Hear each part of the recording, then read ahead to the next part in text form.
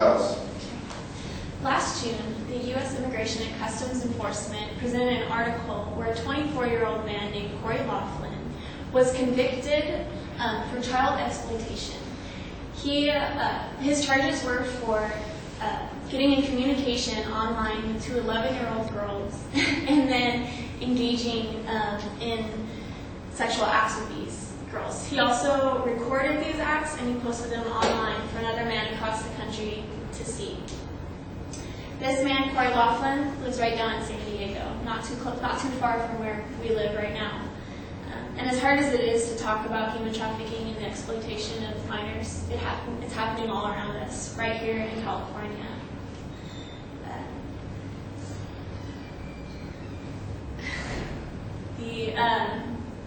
The definition for human trafficking is when coercion or fraud is used to obtain forced labor or commercial sex acts. Right now, the FBI claims that in California, San Diego, San Francisco, and Los Angeles are 3 major cities in the world for human trafficking.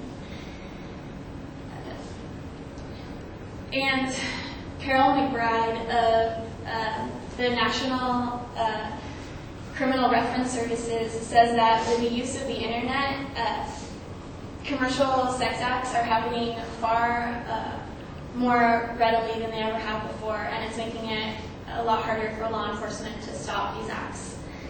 So today in my speech, I will be informing you on California's Proposition 35's Internet Protocol concerning human trafficking. First, I will inform you on how this proposition would broaden the definition of human trafficking so that it would include child pornography. Second, I will be informing you on how this proposition would require human traffickers to be included on sex offender public registries. And third, I'll be informing you on how this proposition would require that both human traffickers and sex offenders give up their internet information and accesses to local authorities. So let's get started. Human trafficking, like I said, involving the internet and child pornography. Right now, child pornography is a major issue in the United States. Right now, it's a multi-billion-dollar industry, and it's said that out of all pornography, 20% contains children. And the Department of Justice said that pornography contains abuses over 1 million children in the United States right now, and it's making over $500 million annually. Obviously, this is a big issue, and there are already laws set up against child pornography. It is illegal in the United States. Right now, penalties for child pornography are 1 year in county jail, 2 to 3 years in state prison, and a fine of $2,500.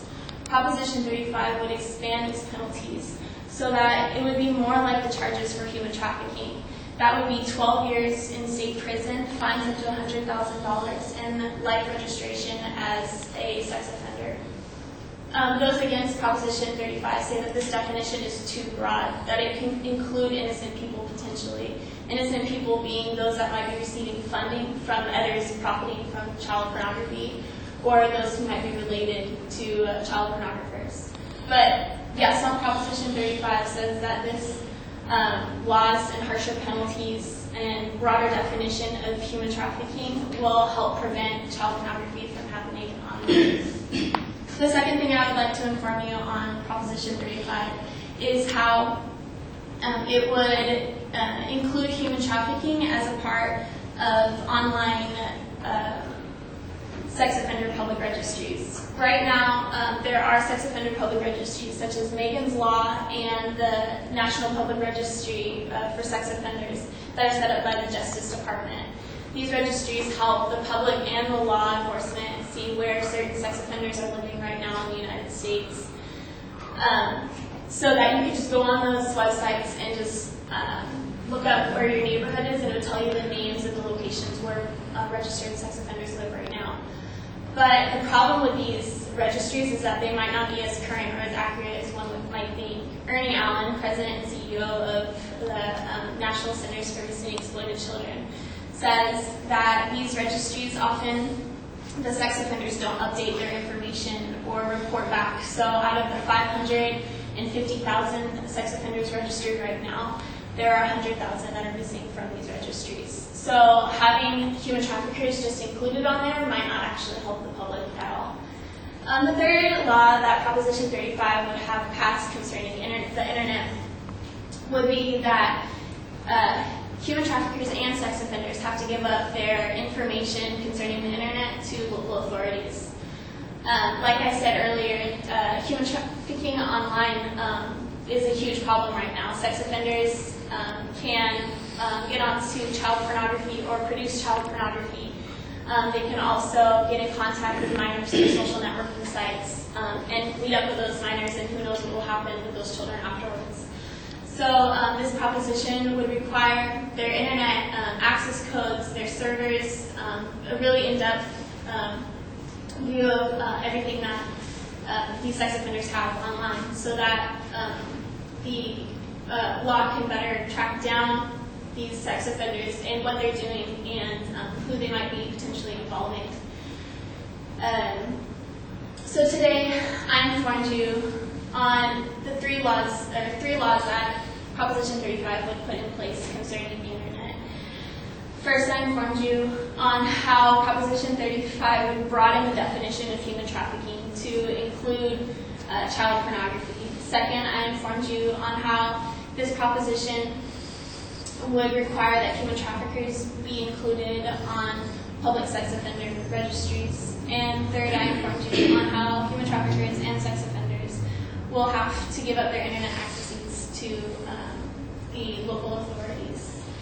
Now, almost all of us here and everywhere else, we'd like to see an end to human trafficking in the United States and California. It's a really terrible thing that's happening.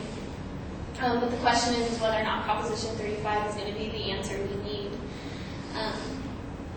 Does this proposition need more developing? Does it need to be taken back to the drawing board and be developed more so that it does cover the necessary laws that we need and pass the so that we can better take care of our children here? Or is it good enough as it is?